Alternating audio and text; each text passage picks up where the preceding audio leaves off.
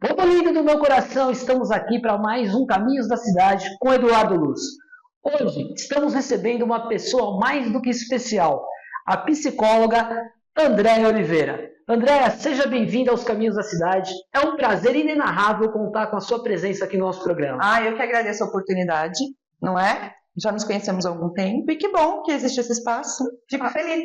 É verdade. Gente, conhecemos há algum tempo, que é o seguinte, a Andréia é a pessoa que cuida de mim. Então, aqui nesse momento, eu não preciso fingir que eu não sou louco, porque ela sabe que eu sou louco. Uhum. É minha psicóloga, uma psicóloga sensacional. Ela cuida aí de meia Mariporã, uma Mariporã e meia. E ela já trabalhou aqui em vários setores da cidade, é uma pessoa que tem Mariporã gravada no coração. André, a galera quer saber um pouco da sua história. Eu não sou aqui de Mariporã, né? Eu nasci em São Paulo, no bairro do Pari. Aí migrei para Guarulhos, fiquei lá até os meus 28 anos, quando eu me casei. Aí vim morar em Mariporã. E quando eu vim para cá, eu recebi um convite para trabalhar na Escola Nicolau. Lá eu montei uma sala de leitura e um projeto de incentivo à leitura para os alunos. Fiquei um tempo lá no Nicolau e depois eu fui convidada para trabalhar na Secretaria de Desenvolvimento Econômico e Turismo. Opa! Então, na Secretaria de Desenvolvimento Econômico e Turismo, eu fui chefe de divisão do Desenvolvimento Econômico. Eu lembro. Não é? Estávamos lá. Estávamos lá. E depois, quando eu exonerei o meu cargo, eu volto para a prefeitura, mas aí já como estagiária do CAPES, álcool e drogas, porque eu já cursava psicologia na época, né? Porque a minha primeira formação é direito. Então, olha aí, galera. Eu me formei em 1998 em direito. Aí eu construí uma carreira dentro do direito, né? Eu fui para o mercado financeiro, depois para a Pfizer e depois para a prefeitura. E aí depois fui estagiar no CAPES enquanto graduanda de psicologia e hoje eu sou psicóloga clínica, lá na Clínica MAN. Sim. Não é? E inclusive também, eu estive lá hoje. Não é mesmo? É verdade. E também sou pós-graduada em psicologia jurídica e forense e atualmente eu sou pós-graduanda em neuropsicologia. Meu Jesus!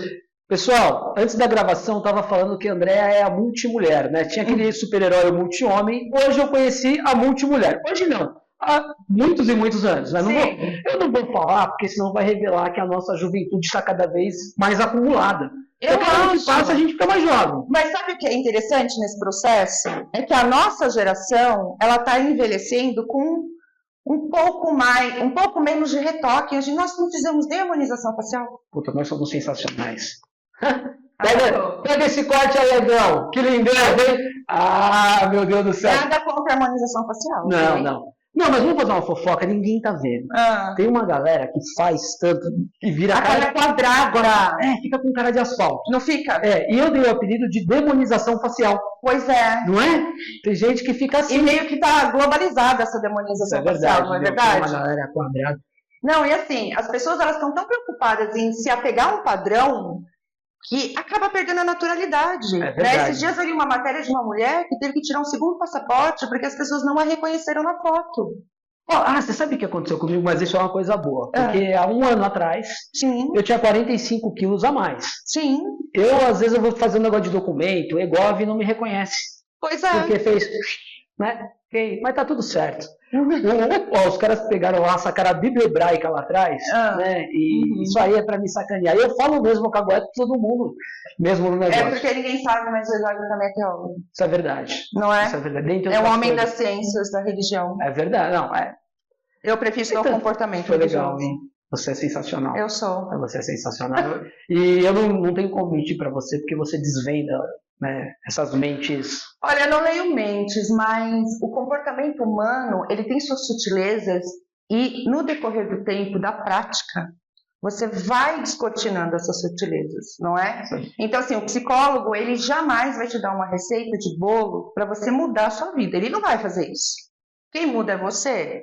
Perfeito. Então, quando as pessoas me procuram e dizem assim, eu preciso mudar, mas eu não consigo. Então, o que você quer? Né? Porque quem está em volta de você não vai mudar por sua causa. Verdade. A mudança parte de você. E isso para todas as situações. Então, dentro de um contexto geral, se você for pensar numa visão biopsicossocial, Eu adoro essa palavra. não é? Nós somos muito complexos. Verdade. Não é? Então, assim, o psicólogo não vai ler sua mente, o psicólogo não vai te dar uma receita para a vida, mas ele pode te ajudar a refletir, a conhecer, a psicoeducar, que é o que eu acho que falta muito hoje. Falta muito. E eu vou te falar, você falou uma coisa agora, que o psicólogo vai ajudar a mudar sua mente, e eu já até te falei isso, e você foi uma das pessoas que naquele processo do meu pré-operatório, Sim. Você fez uma pergunta que fez eu mudar minha mente. Sim. Né? Porque eu estava lá gordaça e tal, e você falou assim, viu, qual a sua relação com a comida? Uhum. E aí, daquele dia em diante, eu vim para casa, né? Aí eu vim para casa, eu aguentei que a gente estava na minha casa, que legal. Aí eu vim para casa pensando, eu falei, não, esse negócio, qual a importância?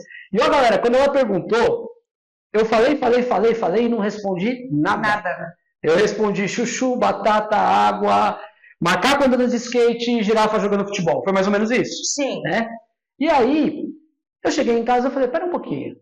O André perguntou um negócio, a comida não é tão importante para mim. E aí eu fui começar a perceber, aí isso me ajudou no pós-cirúrgico. Sim. Então, por exemplo, hoje em dia eu me alimento para não morrer. Uhum. Tá? Por quê? Eu não tenho fome. O Ed organizou, a gente sai para almoçar junto, ele fala assim, o Edu pensa que todo mundo come que nem ele. Uhum. Ele come um pouquinho, outro dia eu fui comer um negócio que tinha uma farofa, passei mal, e é uma loucura. É uma loucura. Não, tô falando isso para galera. Mas é verdade. Né? É verdade. E isso ajudou, né? Esse trabalho é fundamental. Então eu recomendo, galera, que antigamente, na minha época, porque eu sou da época que o mundo ainda era em preto e branco. E o pessoal tinha muito receio, tinha preconceito de ir no psicólogo, no psiquiatra, no terapeuta, enfim. Uhum. E hoje eu digo, é fundamental. Todo mundo precisa. Na realidade, a saúde mental ela sempre foi estigmatizada, né? Verdade. Quando se pensa em saúde mental, lá atrás, nas décadas de 60, 70, quem ia para o hospital psiquiátrico era o dito louco, né? Então, assim, você tinha a pessoa que tinha de fato um quadro psicótico e precisava daquilo, você tinha a mulher que não queria se submeter, você tinha a filha rebelde que engravidou e ninguém podia saber. Então, tudo que saía fora de um contexto social que era dito como agradável e aceitável tinha que ser excluído. Então, assim, existe um livro que chama O Holocausto Brasileiro, que é muito legal, e ele conta a história de como era em Barbacena, né? Existe mais um livro que chama Capa Branca, que conta a história de um funcionário do Juqueri que virou paciente, o Juqueri, logo ali. Sim. Né? Então, quando se fala em saúde mental, existe este estigma. Só que hoje, nós precisamos olhar para a saúde mental como prevenção. Então, eu não estou falando de saúde mental só para tratar uma patologia, um transtorno, uma síndrome. Eu estou falando de autocuidado. Né? Verdade. De se olhar, de se aceitar, de discutir. Por que não discutir? Né? E dentro do contexto social isso é importante, porque nós estamos dentro de uma sociedade extremamente imediatista. É uma sociedade que hoje tudo precisa ser logo. Né? É tudo para ontem. Tudo para ontem. E hoje eu tenho a rede social que me joga para o mundo de uma maneira em que as pessoas elas precisam do like, né? Eu já vi gente deprimida porque o canal, a página, não está tendo um determinado número de like. Então, você para pensar. É verdade. Né? O padrão que a gente falou da harmonização facial. Sim. É uma loucura. Eu não sei se você acompanhou a questão do rapaz que morreu por conta de um peeling de fenol. Eu lembro disso. Muito triste, muito triste. Muito triste. E aí, quem estava anunciando esse trabalho? Uma influenciadora que não era médica e nem nada. E aí as pessoas viam aquele lustre, né? Porque aquilo que está na rede social não é real. Lógico que não. Pelo amor de Deus. E agora a gente tem um rapaz de 32 anos que perdeu a vida. E não era necessário passar por isso. E ele nem tinha tantos problemas de pele como ele achava que tinha. E se ele tivesse procurado um atendimento de saúde mental para trabalhar esse aspecto? Perfeito. Você sabe que eu entendo, principalmente que são, falando de saúde pública, eu entendo que tem alguns profissionais que deveriam ser mais valorizados. Como, por exemplo, profissional de educação física.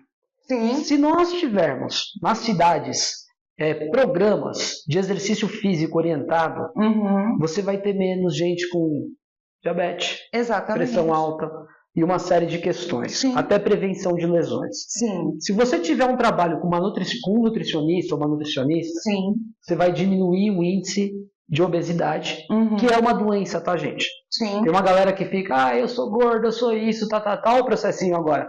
Mas eu era gordo, eu fiz bariátrica, agora eu corro 6 km por dia. Eu gosto de falar isso porque só para dar aquele uau, faz esse corte, hein, Edão? Aí é o seguinte, não, e o psicólogo? Sim. Eu acho que você pega esses profissionais, dá para você desenvolver alguns trabalhos, alguns projetos de saúde preventiva, porque aí você não precisa depois encaminhar o cara pro médico, pro fisioterapeuta, porque esses caras já vão pegar o cara detonado. Eu penso o seguinte, você imagina se pudéssemos ter um núcleo, um espaço, onde eu reunisse todos os serviços complementares de saúde, né? Físio, nutricionista, psicólogo, e tivesse um trabalho diferenciado. Então, quando eu falo de psicoeducação, eu estou dizendo assim, vamos reunir um grupo que tem uma questão em comum e vamos falar e vamos orientar esse assunto. Então, hoje se fala muito da identidade de gênero. Sim. Né? Eu sei que existe na rede pública profissionais que são excelentes e eu trabalhei com alguns deles quando eu trabalhei no CAPS. Sim. Só que assim, a demanda ela é muito grande, né? Se a gente for pensar. Isso é verdade. Claro que é. Né?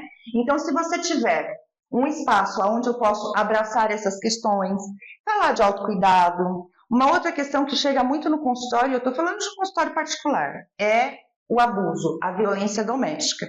Infelizmente, a incidência é muito maior dos homens em relação às mulheres. Não que não existam mulheres abusivas, também existe. Mas... Aí ainda me amarra no pé da cama. Falei aqui. É nada. Pergunta pro Daniel que eu faço com ele. Galera. Daniel sofre abuso patrimonial, não queria falar nada. Pô, galera, isso aí são mulheres altamente perigosas. Mas vamos deixar quieto. Somos, né? Somos. E o que acontece? Então, eu estou falando de um consultório particular. Então, a pessoa chega e ela te conta uma história e ela te pede ajuda, né? Então, para mim, é muito fácil contatar uma advogada com a qual eu tenho uma parceria, orientar, criar uma rede de apoio, só que eu estou falando de uma. Então, dentro do consultório particular hoje, provavelmente, por alto, eu tenho uns 15 casos de abuso. Imagina isso aberto para a cidade. Todo mundo. Imagina você falar para essas pessoas assim, olha, você pode ser amparada. Então, a OAB, por exemplo, ela tem um núcleo que fala de direitos da mulher. E se nós tivéssemos um espaço que pudesse ter uma parceria com este núcleo? Perfeito. Então, a mulher vem, procura, é orientada e automaticamente encaminhada. E outra coisa que isso eu acredito que nós precisávamos ter. Nós não temos uma delegacia de atendimento à mulher, a mais próxima é na Zona Leste, né? Nós não temos na região. Isso é fundamental, né? É fundamental, porque não é que a delegacia não possa atender essa ocorrência, mas tem todo um manejo com essa pessoa. Então, quando você fala de vítima de abuso, você não está falando só daquela mulher, você está falando da mulher que tem 3 filhos, que não sabe para onde ir, que não tem como se sustentar. Você tem o contexto ali da vergonha de mostrar para a sociedade, você tem a questão socioeconômica, exatamente. Você tem um monte de coisa, né? Então, assim, quando você pensa em assuntos assim, que são tão delicados e que hoje, querendo ou não, eles são muito importantes, eles têm que ser tratados. E o abusador? Então, se eu tenho uma estrutura de família ruim, o meu filho, o meu menino, que vê que eu apanho todos os dias, ele vai entender que está certo. Que essa maneira é a maneira correta de cuidar, de amar. No futuro ele vai ser um abusador. Ele pode fazer isso com a esposa dele. Porque normaliza. A menina pode achar que aquilo é normal. Então, quando ela tomar o primeiro tapa, tá tudo bem. Tá tudo bem. Meu pai batia na minha mãe. E se eu tivesse um núcleo onde eu posso orientar essas pessoas e mostrar para elas que aquilo é disfuncional. Isso é psicoeducação. A psicoeducação vai mais além. Vamos falar de sexualidade de uma maneira que o jovem queira ouvir. Sim. Não é? Vamos falar, sim, de falta de planejamento familiar. Você entende? Então, assim, eu conheço uma pessoa que ela tem 20 e poucos anos e 5 filhos. Meu Jesus amado. Ela não consegue assumir o papel de mãe porque ela não se enxerga dessa forma. E aí você fala, mas meu bem, você entende? E aí, se eu tivesse um espaço onde eu posso fazer isso para um maior número de pessoas, não que as pessoas não tenham que ter filhos, está tudo bem se é uma decisão, mas que não façam isso de forma precoce e sem planejamento, porque daí eu vou ter um sofrimento amplificado, e essa não é a ideia. Então, outra coisa, nossa geração, eu sou mais velha que você, mas ok. Não é nada, não é nada. Nossa Só que eu geração... sou mais acabado, então tá tudo certo. Ai, obrigada. Você é sensacional, eu sou um usuário. Então, o que acontece? Hoje, nós, por mais que nós tenhamos contato com as tecnologias, nós não temos metade do conhecimento que a gente precisa ter. Né? Então, se teu filho está falando com um pedófilo, você não tá nem passa pela cabeça. Eu já atendi pacientes, adolescentes que tiveram acesso a Deep Web. E isso não é fácil. Como essa molecada conseguiu fazer isso? Fala pra mim, gente, pelo amor de Deus. E o trabalho depois para sair? Não, e na realidade o que acontece? Eu não sei se você acompanhou, teve um caso do Discord, eu acho que uns 2 anos atrás, que o que acontecia? Era um grupo de garotos, e assim, quando eu falo garotos, é que o mais velho tinha por volta de 25 anos e o mais novo de 14 anos. Então eles contatavam as meninas via rede social, que eles escolhiam, e aí começava-se um namoro virtual, e dali o negócio ia se amplificando, e me mandam nudes, e faz isso, faz aquilo, até que esses meninos começavam a ameaçar essas meninas. Nossa. Então, eles praticavam uma coisa que a gente chama de estupro virtual. Esse é o nome. Nossa, eu nunca ouvi falar. Podia falar estupro? Pode? Então, falei.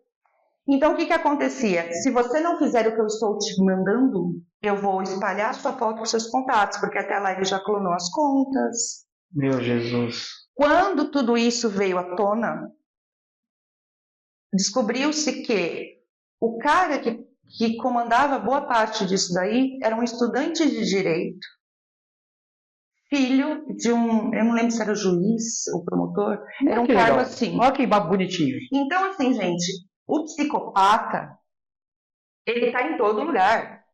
E ele está na rede social. Claro. Né? Então, nós precisamos de orientação para os pais e para essa galera. Você tocou num ponto que, assim, eu acho isso fundamental. E tem diversas situações que precisa de orientação para os pais. Eu percebo que as famílias estão perdidas. Então a gente tem algumas questões, por exemplo, questão da inclusão. Sim. Às vezes o filho, sei lá, tem alguma questão, é autista, sim, ou tem uma situação, o pai não quer aceitar, o pai não tem aquele preconceito. Tem. Né? Questão, por exemplo, de bullying. O cara tá sofrendo um baita bullying lá na escola, o pai fala assim, não, troca porrada, faz não sei o quê. Se você voltar chorando, você vai chorar 2 vezes. Isso, e aí o cara sofre o bullying na escola e em casa. Em casa. Né? Existe uma questão que eu acho, que é uma questão até pedagógica, sim, de pegar, igual na escola, por exemplo, a gente trazer a comunidade escolar para dentro da escola. Então, o que eu penso a esse respeito, né? Mas isso é uma opinião minha, ok?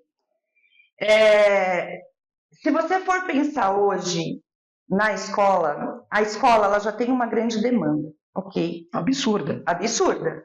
Então, vamos pensar numa escola de ensino fundamental 1, né? Que são aqueles até... Fala quarta série. Quinto ano. Quinto ano, tá. Então, o que acontece? Então, você tem lá 30 alunos, e aí, no meio deles, você tem 2 autistas graves. Isso é inclusão? Sabe por quê?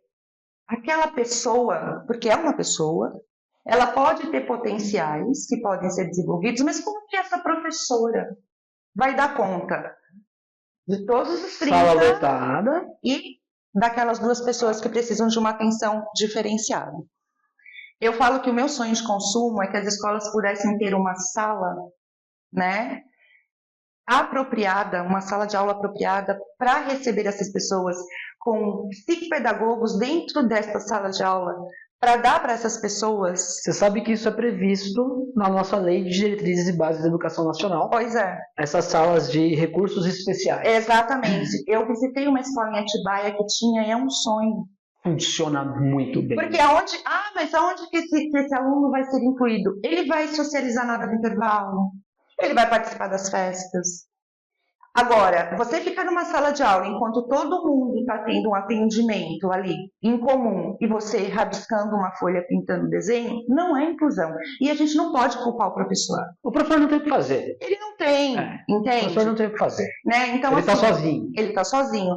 Quando eu digo para você que eu penso num núcleo que possa acolher essas demandas, é justamente trazer esses pais e falar assim, olha, pai, é possível ter autismo e aprender, é possível ter TDAH e aprender, não é?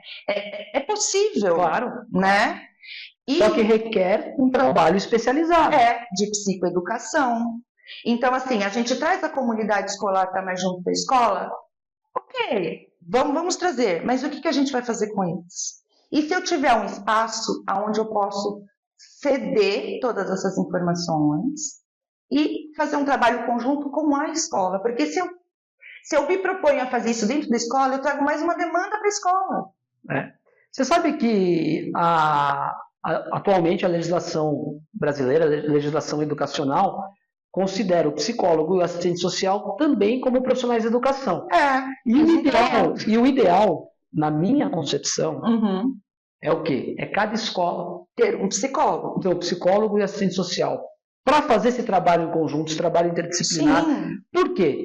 Para o professor, para o gestor, para o diretor. O diretor de escola é aquele cara que ele bate o escanteio, corre para fazer o gol e ainda volta para marcar o adversário. Exatamente. Ele faz tudo. E às vezes ele não tem o funcionário ali para digitar um negócio, aí ele vai ter que digitar. Às vezes ele está numa escola, numa zona rural que a internet é ruim, e ele tem que levar o trabalho para casa dele. E a sociedade não está vendo isso. Não. Aí, se você for no Hospital do Servidor, né, em São Paulo, a maior parte dos funcionários públicos que são internados com problemas psiquiátricos são educadores. Exatamente por isso. O que acontece? Quando você está cuidando do filho dos outros, você assume uma responsabilidade dupla. Então, assim, se a criança cai e se machuca, é natural, gente. Crianças correm, elas caem e se machucam. Quando o pai da criança vem, ele não está te ouvindo. Ele te agride. E aí você fala, nossa, esse pai é preocupado. Isso é uma crítica mesmo. Esse pai é preocupado. Aí você vai ver esse pai. O pai não tá nem aí para a criança, mas ele precisa mostrar que ele é o pai do ano. Entende? Eu sou o paizão. Então, esse acúmulo de estresse, você tem um estresse no trabalho, você tem um estresse porque você está cuidando do filho dos outros, e aí você tem um estresse social, né? Porque daí a pessoa olha para a tua cara e fala, mas como que a professora não viu? Como que a diretora não olhou? Não é? Então, assim, quando você vai para o curso de psicologia, você tem uma parte da grade que é a psicologia escolar. Quantos psicólogos escolares, de fato, você vê? Eu não vejo. Por quê? Por que as pessoas não se especializam? Porque elas vão fazer o quê? Até porque a maior parte dos municípios não cumprem a obrigação legal. A verdade é essa. Sim. Momento denúncia no Caminhos da Cidade com o Eduardo Luz. Mas é verdade. Né? Eu acredito que exista um abandono afetivo mesmo, nesse sentido. Sim. Né? Sim. Hoje em dia, o professor, o funcionário de educação de uma maneira geral, ele está estafado. Né? Ele está cansado. E aí a gente diz assim, ok, vamos lá. A criança tem um celular na mão. Você entende? O meu sobrinho de 8 anos, ele edita vídeo. Você acha mesmo que ele vai ficar sentado, olhando para a lousa? O mais do mesmo? Não fica. E aí, assim, eu sou analfabeta digital. E eu sou analfabeto funcional. Né? Então, assim, tá bom. Que hora que a gente vai sentar com esses pais e vai falar, olha, gente, a coisa mudou? Que hora que a gente vai olhar para uma outra questão e falar, gente, não está funcionando mais? Você sabe que... Meu, você tocou num ponto aqui que eu tenho discutido com o pessoal e até com o pessoal da equipe aqui do Caminhos da Cidade. Tem um Ed que eu estou até enchendo o saco dele com essa história, que é o seguinte. Eu descobri algumas escolas em algumas cidades que em 2024 não tem internet na escola. Pois é, eu conheço uma escola, que a gente não pode citar o nome, em que a escola recebeu equipamento para trocar os equipamentos para os alunos utilizarem, só que a gestão escolar achou melhor deixar guardado. É bom, é legal. Usa daqui 50 anos. Não é? Porque, por exemplo, pode dar máquina de escrever. Isso me deixa doente. Eu também. Porque é o seguinte, eu até falei pro Ed, eu falei, poxa, existe um mecanismo no Brasil, por exemplo, o cara pode falar, tal secretaria do município de Piraporinha do Norte não tem recursos, por exemplo, para colocar antenas Starlink em todas as escolas. Não tem. Pega o prefeito, bate num deputado estadual, bate na porta de um deputado estadual, fala, manda uma emenda parlamentar lá pra gente que a gente quer digitalizar. Chega no outro deputado, ô deputado, vamos colocar a lousa digital? Aí, pô, meu professor é da moda antiga, ele não consegue. Ah, não consegue? Vamos trazer cursos de capacitação para capacitar o professor para lidar no mundo digital? Exatamente. E ainda assim, vamos ajudar esse professor a trabalhar essa resistência? Isso. Porque tem professores também, e a gente tem que dar minha mão palmatória, que você está falando, olha, vamos colocar ali no Drive, que fica mais fácil de todo mundo acessar. Nunca foi assim? Não, mas vem aqui, eu te explico. Não. Então, quando eu falo de psicoeducação, eu falo de todo esse olhar o todo, entende? É um cuidado com todos. Com todos. Então, assim, se você pensar, se nós pudéssemos ter um espaço, um núcleo, em que eu pudesse trazer essas demandas, sentar com as pessoas, explicar, ter uma capacitação, por que não? Claro. Né? Falar de autocuidado. Quando eu trabalhava lá na Casa do Empreendedor, teve uma vez que uma assistente social, não sei se era o CRAS ou o CRES, eles tinham um encontro de mulheres e elas recebiam benefício e esse encontro era feito lá, no auditório. E um dia, uma das assistentes sociais falou assim para mim, você não quer conversar com elas sobre autoimagem? Eu falei, eu? Ela falou, você não quer? Eu falei, tá bom, fui. Foi muito legal, eu fiz isso em 4 encontros, 4 semanas. E o que nós conversamos? Todo mundo te julga, entende? As pessoas vão te julgar, eu julgo, você julga, todo mundo julga, sim. As pessoas te olham e te julgam. Então, assim, o que você quer mostrar? Por que você quer mostrar?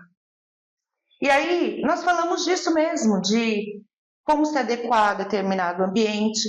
Ah, não, mas eu tenho o direito de ser o que eu quiser, eu também acho. Mas você tem bala na agulha para assumir o que vem junto com isso?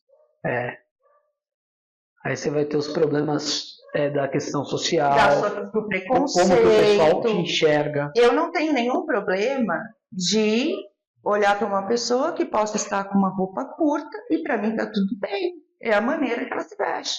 Mas tem sempre aquela outra pessoa que vai te julgar. Você vai para uma entrevista de emprego com um decote no umbigo? Se você vai, você não vai ser contratado. Exatamente. Infelizmente, assim, gente, a vida é dura, lamento.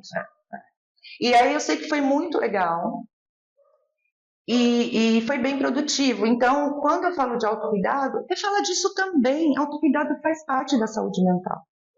É verdade. Você pode ser o que você quiser, mas você também tem que saber se portar. Exatamente. Andréa, olha só. Você sabe que nós temos aí conversas para uns 50 programas. 50 programas, né? Mas eu gostaria de te agradecer por aceitar participar aqui do Caminhos da Cidade. Agradecer aí, ser sempre generosa, cuidando de todo mundo, né? Que o psicólogo acaba cuidando de todo mundo. E você quer deixar um recadinho final aí para o nosso povo? Olha, eu penso o seguinte, Nós temos duas bases muito importantes para a vida da gente. A primeira é a base familiar. Então, sim, precisamos dessa base bem estruturada para que nós possamos criar pessoas mais conscientes em todos os sentidos. A segunda é a educação. Então, o nosso primeiro contato social independente é na escola, né?